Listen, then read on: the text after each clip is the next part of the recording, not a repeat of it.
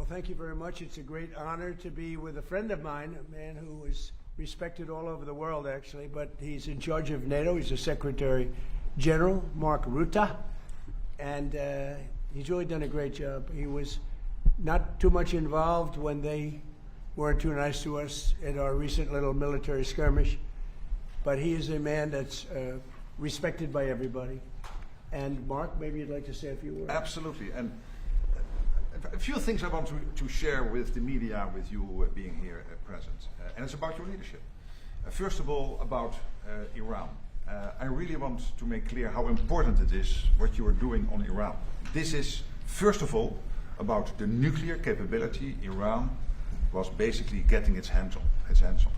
And that would have been a threat to the region, it would have been a threat to the whole world. This is a country which is exporting chaos, it is exporting terrorism, and they were very near to getting their hands on the nuclear capability. You have seen last week with the G7, all the leaders in the G7 applauding the fact that this nuclear capability has been degraded.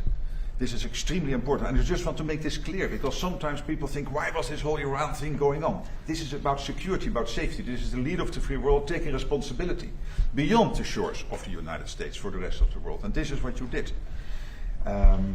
I know there have been debates about whether your allies in Europe were with you enough. I just want to say one thing, which is sometimes... Yeah, but let me say one thing, which is, I know you think that, but let me... And I know about the, let's say, your irritation about that. But when you look at the numbers, 4,000 to 5,000 US planes taking off from bases in Europe in the 6 weeks this war took place, till the ceasefire took place mid-April. Bucharest, the airport in Romania, having to close. It had to close for commercial traffic because they had to make sure that you were able to send a tanker aircraft up in the air. So this is what I know. There have been isolated cases about which you are really disappointed, but generally speaking, your European allies have been there with you. I really want to make the point. 4,000 to 5,000 US planes taking off from European air bases. So that's about Iran. Now I want to take you, if you stay here, go ahead. I go over to these boards here, because I want to show you what this president was able to achieve. And I start with this chart. This chart is about the Trump trillion. The Trump trillion shows you the increase Europeans and Canadians are paying into defense since you took office in 2017. Right. Trump 45 plus Trump 47. A total of extra spent by the Europeans and the Canadians of 1.2 trillion. When you look at the effect of Trump 47, so the isolated effect of the extra defense spending in 2025 and in 2026, you see almost $140 billion extra spent nominal on defense by the Europeans and the Canadians, and also this year you will again see an increase by about 120 billion, which brings a total in 2 years of over $250 billion. I can assure you this is because of Russia, because of the threat, but I'm also absolutely convinced that you, being President of the United States, being consistently pushing for something which since Eisenhower has not been achieved, which is the Europeans equalizing their defense spending with the United States, this is your evidence. Then, when it comes to jobs, look here. In total, 195,000 jobs being supported by investments. Investments from European companies into the United States, 83,000 jobs supported by that. 112,000 jobs created by the fact that Europeans are massively, about half of all their defense spending when it comes to defense industrial output is spent in the United States. 112,000 jobs. Last year they spent $54 billion on US defense industrial output. There is now an order catalog, an order backlog of $300 billion. So $300 billion of defense spending from Europeans, buying this in the US over the next couple of years, which is already on the order book. Last year 54 billion, a total now order book of 300 billion, totally almost 200,000. These are real jobs, real people. Like you had yesterday when you spoke in Pennsylvania, the people behind you. But I want to say two things more, if you allow me. First of all, to get all of this done, we had to increase the defense industrial output. There is a big problem. The problem is that both in the United States and in Europe we are not producing enough. Our stockpiles have to be replenished because of the war in Ukraine and what we do there, and for all the other reasons. You have taken leadership here. Last week you signed the Defense Procurement Act. You made it possible for companies to work together to be able, therefore, to ramp up their defense production. You have been very harsh with them a couple of weeks ago. I had one of them over in my office. Yeah, it was really harsh. I had one of them over in my office. He was still trembling. One of the CEOs. And I said, this is good. This is exactly what we need. Because we need this extra defense output. This is important for Europe. When I point at all these jobs, of course, also many jobs being created in Europe and in Canada, but again, almost 200,000 here in the United States, supported by all these investments. But it is about the defense industrial output, and this is also what the Ankara summit has to be about. The whole first day will be about defense industrial production, because we can spend as much as we want, but we need the interceptors, the missiles, we need the tanks, we need the artificial intelligence, etc., etc. And this is what you are doing that in the US, but also therefore putting all that pressure on the defense industrial base. And finally, you had the G7 last week. I think that was a big success. What you've seen there is that, yes, you are President of the United States, but I want to make this point. For me, you are first of all the leader of the free world. In 2 weeks in Ankara, you will have not 7 countries, you will have 42 countries, the 32 allies, US and the other 31, but also 9 or 10 other countries from the Middle East, from the Indo-Pacific. And they want to hear your lead. You will provide it, I know this. This is what you do in Iran, this is what you do in defense industrial output, on spending and all of this. You being leader of the free world. And now we see it with Ukraine, the fact that Ukraine stays strong in the fight, that you still provide all the stuff they need, paid for by European and Canadian allies, fair enough, but very important for them to stay in the fight and all the other things the United States is doing. So I'm really looking forward to that summit. I know that Erdogan, the president of Turkey, looks forward to receiving his good friend Donald J. Trump. But I just wanted to tell this story because, ladies and gentlemen of the American media, this is important. This is your president, but also leader of the free world, taking the leadership role as is necessary. Thank you very much for this. Thank you very much. Any questions, please? Mr. President, after all this, you've been so transformative vis-a-vis NATO, and I think the Secretary General just stated that. You transformed NATO, the like of which nobody would have even thought that you could have done. After all that, do you still think that European allies, like you told me, treated you badly? And if so, what can they do to make things better? And to you, Secretary Rutte, can you confirm that all the thousands of flights, as you stated today and yesterday on Fox News, are in compliance with NATO treaty, sir? Well, let me just say, he's been a friend of mine. He's a great guy, great leader, great Secretary General. Everybody respects him. And I appreciate your nice words, but you really have done a good job. And I think if anybody else were in that position, we wouldn't even be meeting today, to be honest with you, because we were let down. We didn't need help on this at all. We demolished them in literally the first week. But it would have been nice if they would have said, we'd like to help. We didn't even need it, but it would have been nice if they said that. They didn't say it. But as Secretary General, and he's the boss of the whole operation, he was, I believe if I would have called him, and I didn't bother doing that because I was doing individual countries just to take the temperature and see how they were doing. But I think if I would have called him, he probably would have found a way to help if we needed it. I feel, would have been a little bit different. But I was disappointed. I was disappointed with Italy. I was disappointed with the UK. He's now gone. And, he had a lot of problems. But we were disappointed with the UK. We were disappointed with Germany and France. We were disappointed with most of them. Spain is a horror show. Spain is terrible, even from your standpoint. I mean, they don't want to pay anything. They think they're in for a free ride. Spain is not a good group. Not a good group at all. But I have great respect for this man. And so we're going to be discussing what took place, and we'll see what happens. Thank you. Can I answer to your Yes. second question? Because I don't have many disagreements with the President of the United States. Here I have slightly, because I do agree there is reason for disappointment, absolutely. But my argument is this. These are isolated cases. When you look at the overall, take for example Germany. From day one, they delivered on their these are bilateral commitments, a bit of the techniques of this, but the technology, but these are bilateral commitments these countries are having with the United States, so this is not, strictly speaking, NATO. bilateral commitments, they all did what they promised to do. And this led to between 4,000 and 5,000 US planes taking off from Europe. I would argue it would have been very difficult to do Iran without having Europe as a power projection platform for the United States. But again, he's right. There is also reason for disappointment. It is a mixed bag. Well, the big question is, are they paying the 5%? They agreed 6 months ago when we were together to pay 5%. And for the most part, they're not paying. Well, when you look at the numbers, take for example Germany. So we agreed they get a couple of years to get there because you cannot spend it in 1 year because you have an absorption problem. But Germany, for example, you can't. Germany is doubling its defense spending between 2021 and 2029. They will spend over 150 billion by 2029, which is staggering, more than the French and the Brits combined even. Take the Dutch, and Poland and the Baltics already there.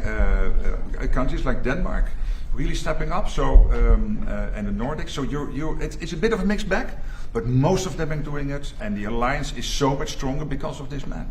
Are the sorties in compliance? Please, yellow dress. Thank you, Beth Turner from GB News. You mentioned that our Prime Minister has got one foot out the door. The new guy's coming in, Andy Burnham. What do you know about him, Mr. President? And what does he need to do to improve the relationship between our two countries? The new incoming Prime Minister, Andy Burnham. I don't know anything. I see that he was, I guess, the mayor of a town. I hear he's extremely liberal. Extremely. So that means he probably won't open up the North Sea. You know, I gave Keir Starmer some pretty good advice. I said, open up the North Sea. Go to Aberdeen, which was the hottest city in the whole continent. It was the oil city. It was the oil of Europe, and they closed everything. It was terrible. I saw it before my eyes, and I couldn't believe it. The North Sea is loaded. I have had every oil company come to see me. Sir, could you give us access to the UK? We would do anything to drill in the North Sea, and they haven't even found what's there. The amazing thing is they buy their oil from Norway, which gets the oil from the North Sea. Think of it. And they pay a big premium. Norway's got now $2 trillion in the bank, and UK is dying. So they should open up the North Sea. It's an easy one. And a lot of good things are going to happen. It's among the greatest fields in the world. Peter? President Trump, great night for Democratic Socialist candidates last night. In the New York primaries, they swept and knocked out 2 incumbents. You're from New York. Why do you think it is that now the endorsement of Zohran Mamdani means more than the endorsement of Hakeem Jeffries? Well, they're going radical left. They're going really, you talk about the Democrat socialists. It's really communist. These people. I watched that woman last night. That's not a socialist. I know socialists. That woman is a communist. And you know what they don't say is that I was 16-0 last night, but mine were a little more boring, a little more mainstream. They were Republican conservatives, but we were 16-0. And if you look over the last 2.5 years, we're about 347 and just about 0. That's pretty good. But nobody writes that. But he picked 3. They won. They beat a guy named Dan Goldman, who's a loser. He was one of my prosecutors, one of my many prosecutors that they used on me. Dan Goldman, not a good prosecutor, fortunately, but he's now looking for a job. I was very surprised to see, because he's a pretty liberal guy. When they go more liberal than Dan Goldman, they're really into Never Never Land. Does this tell you that the Democratic Party's 2028 nominee will likely be, or could likely be, a Democratic Socialist? Well, it should make it easier for Republicans, because most of the nation is composed of sane people. They don't want to, if you look throughout history, go back thousands of years, you've always had socialism and communism by different names. It's never ever worked. It's not going to work this time either. Yeah, please, go ahead. Thank you very much, sir. As a Turk myself, Whose phone is it? Don't worry about it. Who's calling you? as a Turk myself, I can tell you with great confidence that your presence in Ankara is eagerly anticipated. What's your message to your great friend Erdogan and the Turkish people? Because you're going to be there in less than 2 weeks. Yeah, I'm a Turk myself. Well, And I like him. He's a friend of mine, and he stayed out of the war. You know, he was a prime candidate to go into the war with Iran, maybe on the Iran side, because he's not a big fan of Israel, as you know. And I asked him to stay out. He stayed out. And you know who else was great? Was President Xi of China. He could have come in. He gets half of his oil from that area. You know, I could see him wanting to, and I asked him to please stay out, and he did. We did a good job. But he stayed out. Erdogan's a great leader, very strong person, great military. And I asked him to stay out, and he did. And so did President Xi. And frankly, so did Putin, if you really look. But you could say that Vladimir has some other things to focus on. But they all stayed out. I mean, it was pretty amazing. People were surprised. And I think that Erdogan is, look, he loves Turkey, right? He's doing a great job. He loves Turkey. I love the U.S., but he loves Turkey, and he's doing a great job. He's a respected man, a respected leader, and he's been a friend of mine. Now, I shouldn't say that, because guys like Peter will say, oh, he likes Erdogan. He likes Erdogan. No, Peter won't.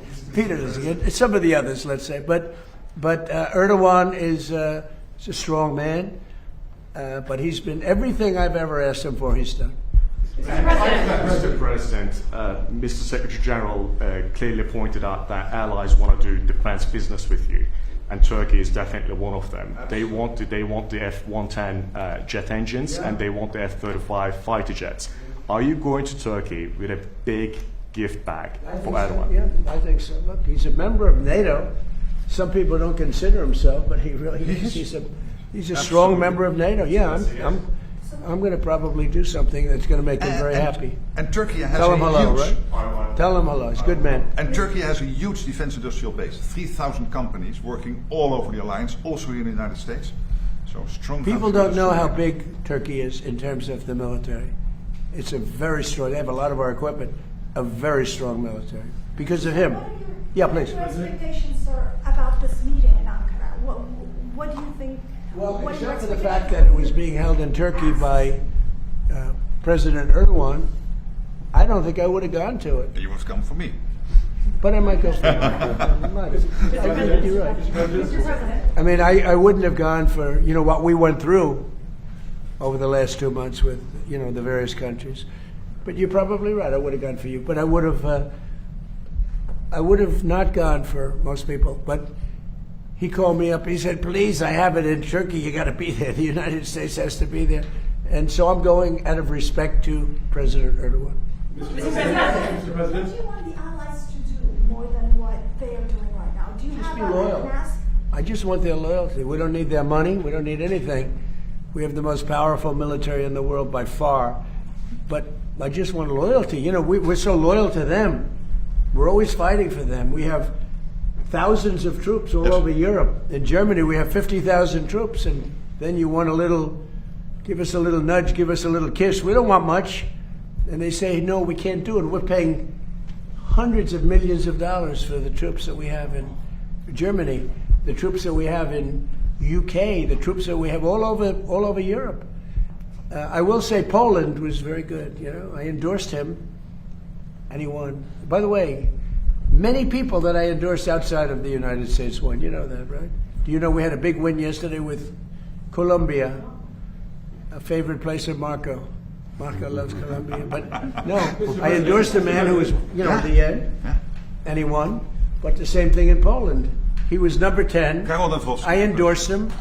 I didn't like the man that was the president at all, and I endorsed him. He was a fighter, a big fighter, a good fighter, and I endorsed him. He came from 10th place and he won, and they say it was the biggest upset in Europe in 50 years for a major election.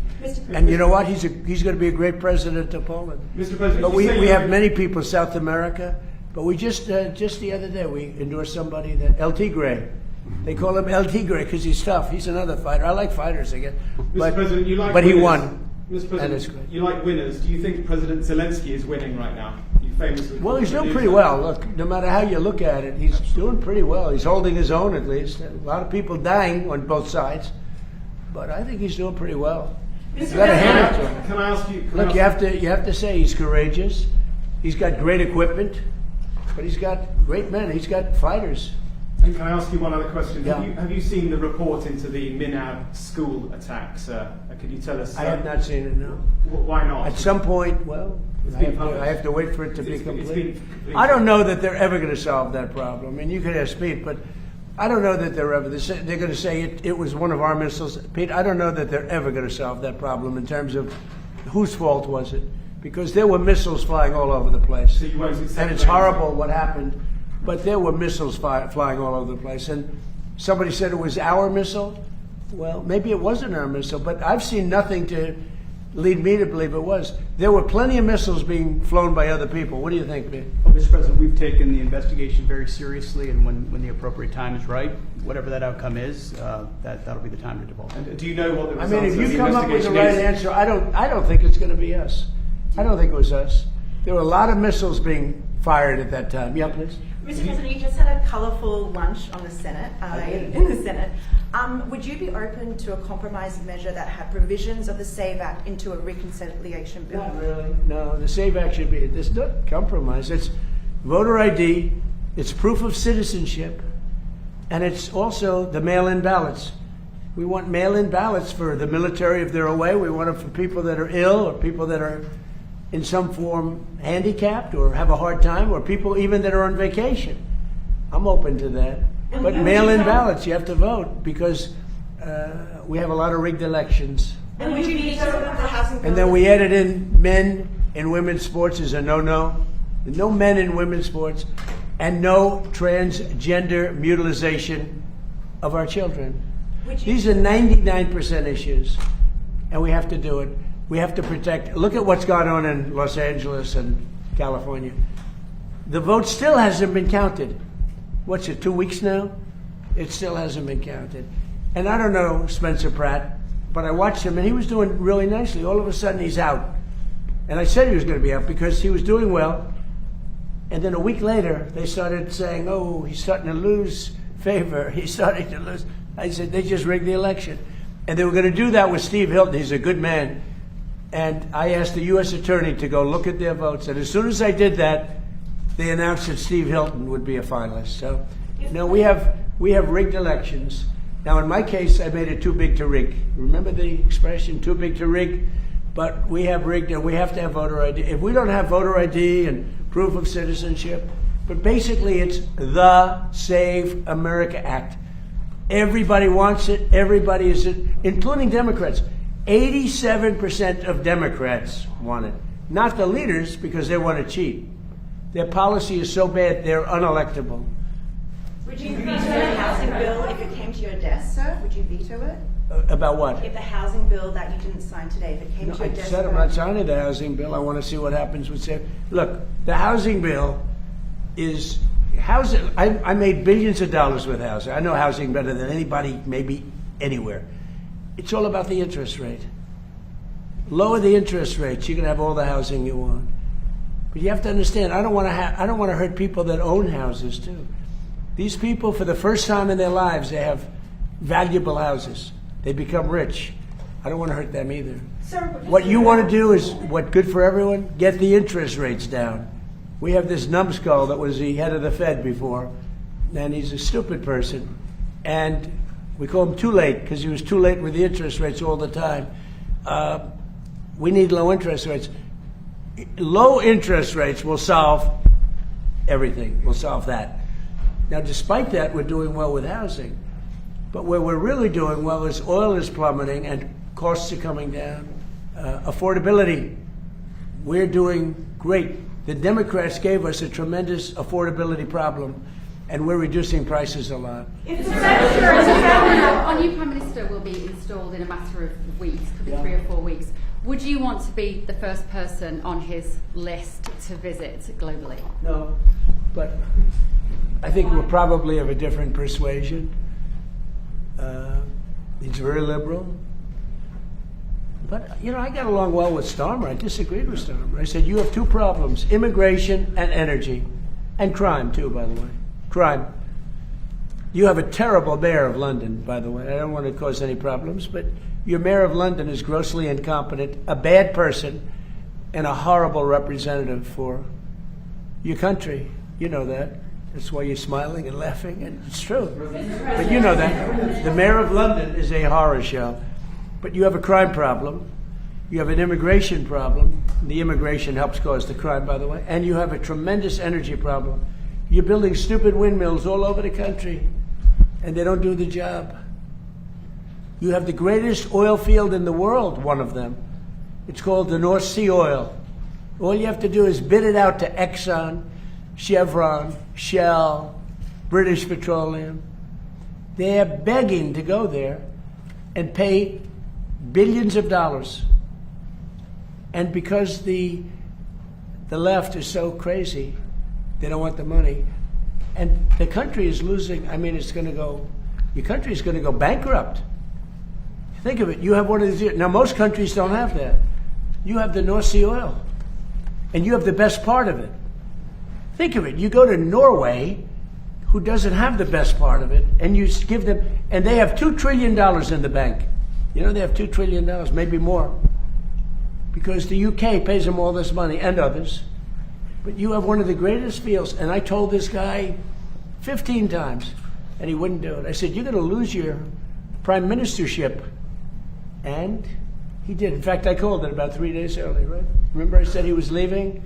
I wonder if that nudged him out. Mr. President, on Iran, sir, would you block a final Iran deal if it included any kind of fees on shipping or maritime activity? It would be unacceptable to me. Because we have numerous straits, and if you did that for them, you'd have to do it for other people. You have other straits. I wouldn't allow it there either. Yeah, it would be a game changer. And have you made progress on munitions building in Europe? That's obviously something. Yeah, we always make progress. Some of the countries that he represents are as good as him. He's great. They're lucky they have him. They're lucky they have that guy. And the production. Okay, behind you. How do you think that Congress voting to end the war with Iran, even in a non-binding way, impacts your negotiations with Iran? So we're doing great in our negotiations with Iran. Right in the middle of one of the key things, which we're going to get anyway,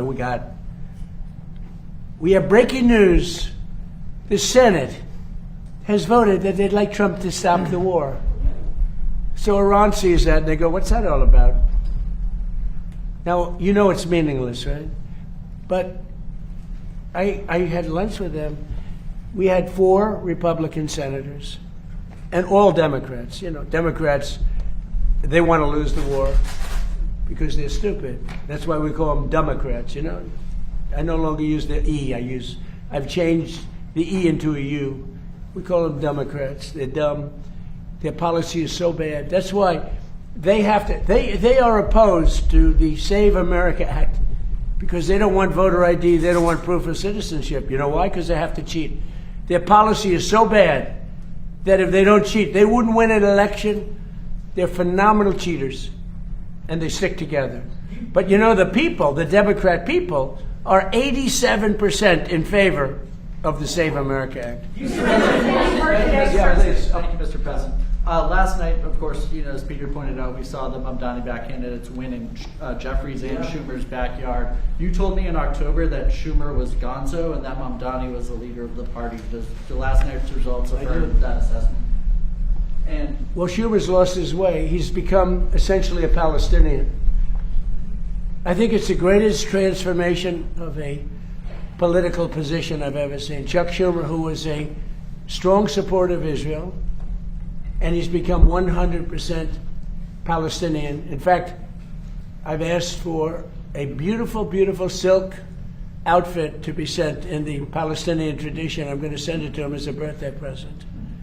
Now, it's the greatest transformation of a political ideology I've ever seen. Chuck Schumer is Jewish, and he was a strong supporter of Israel. Not that strong, because he let the Obama, even though he was opposed to it, he let the JCPOA get through. He could have fought that harder with Barack Hussein Obama. Have you heard of him? So, but Chuck Schumer's a Palestinian now. Sad. And Yeah, do please. Democrats have a problem on their hands now that, Obama and Mamdani, they're two true leaders, neither of them can run for president in 28? Well, Mamdani was here, as you know, twice. And he's a very nice guy. He's a charming guy, good-looking guy. We talk, but you can't raise taxes on people where you force them to leave your state or your city, and they're leaving and they're going to Florida. Most of them are going down to Palm Beach and Miami. They're just leaving. And they pay 90% of your taxes. And I keep wondering, how are you going to do this? Every day you read about somebody that's leaving for Florida, mostly Florida, and other places, but they're leaving. You can't put estate taxes on that are so high that when a loving father or mother dies and they leave it to their beautiful child, the child is supposed to pay 50% tax. That's on top of federal tax, right? So basically you're leaving them nothing. What you're doing is you can be liberal, you can be anything. It's common sense. You're forcing people to leave. And these are the people that pay the taxes. They pay 90% of the taxes. And they're leaving New York. And they're leaving California, too. Yeah, please. Yeah, thank you very much, Mr. President. You said yes to the jet engines, but you're a very direct, very straightforward, no-nonsense man, as you've known in Turkey as well. What needs to happen for the F-35 deal to be finalized? What do you need to see? Why don't you answer that question, JD? I want to give you an easy one. Okay, That's an thank you, easy sir. one. He's done a great job over there, by the way. Well, I know that Pete and the entire team are reviewing this right now because there are certain things that we have to certify that have happened in order to comply with American law. The president has asked us to do that. We're running the traps and confirming that's happened. This is really a congressional thing and ensuring that Turkey has complied with American law so they can get the F-35s. And of course, we'll announce that when we have that review complete. Yeah, we're going to work. Look, hey, he's a man he's a little controversial, but I am too. But I know him. I think he's a very good person. He's helped us a lot. Anytime I've helped, like as an example, I said, I'd love you to stay out of the war with Iran. That's a natural for him, right? He stayed out. I like him. A lot of times when they have a problem with Erdogan, they call me and they say, would you talk to him? They'll call me. They'll say, could you do me a favor and talk to him? You have a question in the back? No, yeah, in the back. I love your questions, but you asked it out. Thank you, Mr. President. Thank you, Mr. President. Earlier today, you instructed your Department of Justice to do an investigation for oil companies that you said gas prices were not coming down quick enough, and you are concerned that there is price gouging going on, taking advantage of the crisis. Sir, can you elaborate on that? So it's ExxonMobil, it's Chevron, it's Shell, it's BP, it's a lot of them. The gasoline or the oil prices have come down so much, and we are not seeing anything at the pump by comparison to what it should be. We should be, in my opinion, at $2.25 right now at the pump. And we're higher than that. And we are doing a big investigation on it, yeah. They're not reducing the prices commensurate with what's happening. Look, we are sending out, think of it, 19 million barrels came out yesterday. That is a flood. That's like a gusher. That's an oil gusher. And they should be much lower, the gasoline prices, which really is what people see more than anything else, but for their car. But the gasoline prices should be much lower at the pump. And the oil companies are possibly gouging. I hope they're not, otherwise they're going to be in big trouble. They're going to be in big trouble. We're not going to play games. Have you spoken to them, sir? Have you spoken to the oil executive today about this? I told them, don't gouge our people. Mr. President, there's a report that you're going to present the World Cup at the front, like the I am. Well, I've been asked to by soccer, by football, by Johnny. Johnny's done a great job. By the way, how hot is this? And the Dutch are doing very well. How hot is it? You're doing well. We're doing very well. Yeah. Maybe we'll play you in the finals. No, but how hot? And they'll have to beat it. How hot has it been? It's been great. You know, they came to the United States, which isn't a big, as they would say, football, but we can't because it's too confusing. We say soccer, but it's not a very big at that. And This is the biggest they've ever had. They've never had anything like it. The numbers are bigger than any number, and there's great spirit. There's tremendous. The Dutch spirit. king and queen. I think Johnny has done a fantastic job, and yes, he has asked me to hand out the cup. And will the fencing around the reflecting pool be down by July 4th, or is that going to be... The pool? Yeah. It's in great shape. No. Ready? Thugs. They just told me a little while ago, 6 have been arrested, and like 6 or 7 are under investigation. They have pictures and everything else. They went to the bottom, and it's not a paint job. It's very expensive. It's not rubber, but it's like rubber. And they went down with probably a box cutter or a very sharp razor of some kind or a knife, and they cut, and then they started ripping it up. You know why? Because they're sick people. And then the side of the pool, right at water level, they took razors and they started cutting this, very expensive stuff. It's incredible stuff. It's beautiful. And it was and it's still beautiful. But we have one area where they cut it. It's still holding. It's not leaking. But they heard it. So in about probably maybe after July 4th or maybe before, I don't know, we'll let a little water out because it's at the edge. They'll cut it, they'll replace it, and it'll be as good as new. But these people should go to jail for a long time. There's a statute that I signed when I had my first term, that if you do anything to hurt statues or monuments, fountains in Washington, D.C., or federal fountain, it's actually federal all over the country, but you go to jail for 10 years and there's no shortcuts. In other words, it's not 5 years for good behavior. It's a very tough statute, and so tough that it really hasn't been used very much over the years. But I used it when they had a problem in Washington where they were trying to hurt, the sickos were trying to hurt things, and I announced it. As soon as I announced it, read it, announced it, and I said 10 years for anybody, everybody dropped what they had, including ropes. They had ropes. They were tying ropes around Thomas Jefferson's head, Andrew Jackson right up there. They had a rope around his head on that incredible statue outside. As soon as I invoked it, everybody left. That's still in play. They could go to jail for 10 years. They better be careful. They have a gash on that beautiful pool. It's a reflecting one. This is a very expensive material. Then on top of it, we did a much bigger job than we said we were going to do, because we did all the outer areas and everything else. We did a beautiful job. It's like a piece of glass. And for some reason, this disturbed the radical left lunatics. One of the guys, he's a member or a big payer to Act Blue. He's a big Hillary supporter. He's a big supporter of Sleepy Joe Biden.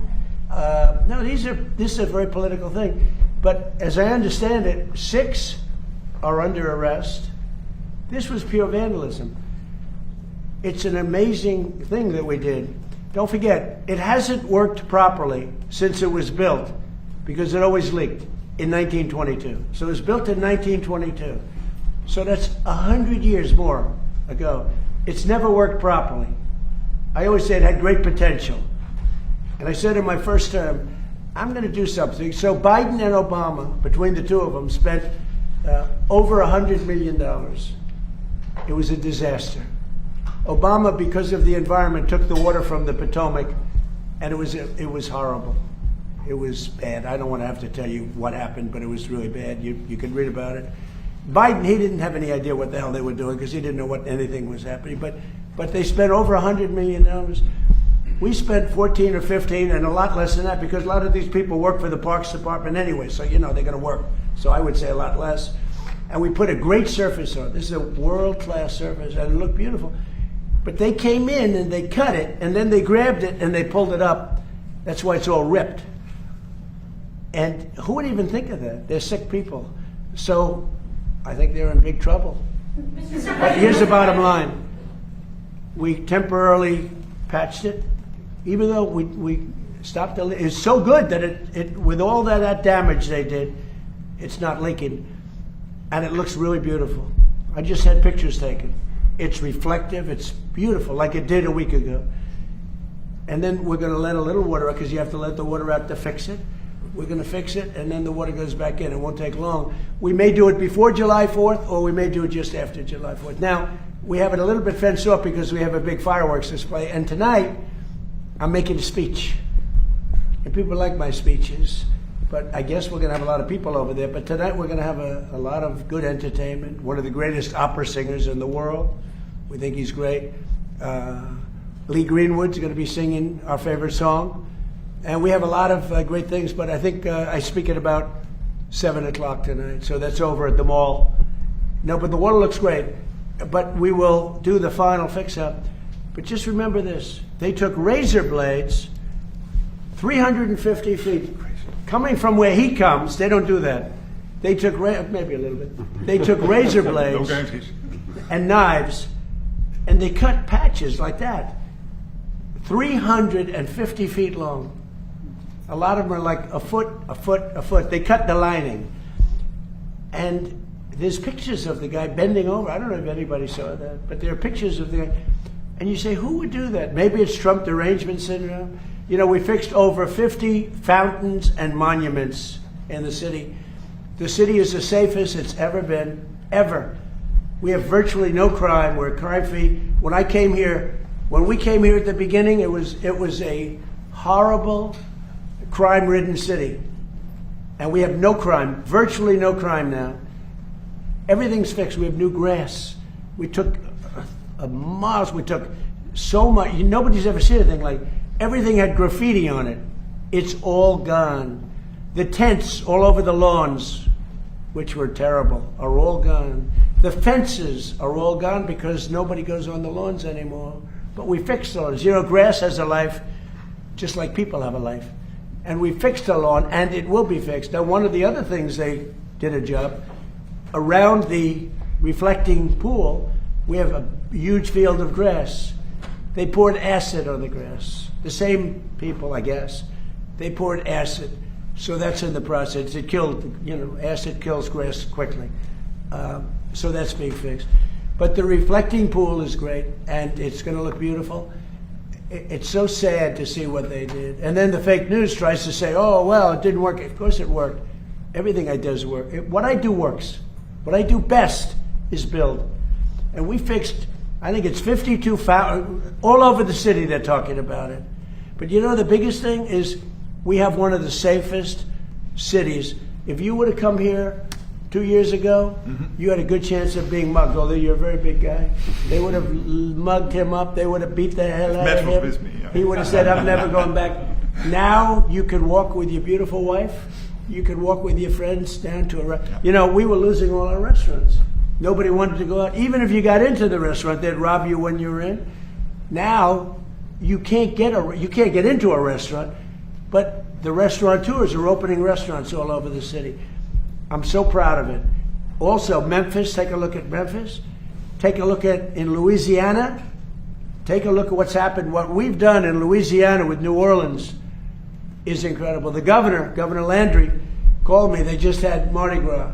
He said, it's the safest Mardi Gras we've had in 75 years. It's great. We've done a good job. And you know what? In Chicago, they had many murders over the last week. Many. I could make Chicago with this group of strong people. They're strong people. That's okay. You know, one thing we got from the Supreme Court, we have merit. So if you have great students, great marks, great scores, great boards, you get into a good college. If you're bad, you don't get into a good college. In other words, it's based on merit. Tough decision for them. But that also applies to the military. We have tough people in the military. And the National Guard has done an incredible job in Washington. And my people have done an incredible job. So if you look at Memphis, crime is down 78%. I have a friend from Memphis, he was going to leave. And he called me, he said, I've never seen anything like this. It's like a different city. And also in New Orleans, it's like people can't believe it. I could do that for Chicago. I'd love to do Chicago because Chicago's potentially a great city, but you're going to lose it. It's got to be done. And you know, we do something much more than they can do because we take people out and bring them back to the country from where they came. where they came out of jails, where they're drug lords and drug dealers and people from mental institutions. And I'd love to do it in Los Angeles. And I'd love to do it in New York City. I love New York. I'd like to see. They had a lot of problems in New York over the last couple of weeks. If we were there, they wouldn't have any of those problems. And we removed the bad people from those cities so they never come back. Now, some liberal people probably don't like the sound of that, but 92% of crime is caused in these cities is caused by 2% of the people. I love that number because it's easily solved. Think of that. 92% of the crime in Washington was caused by 2% of the people.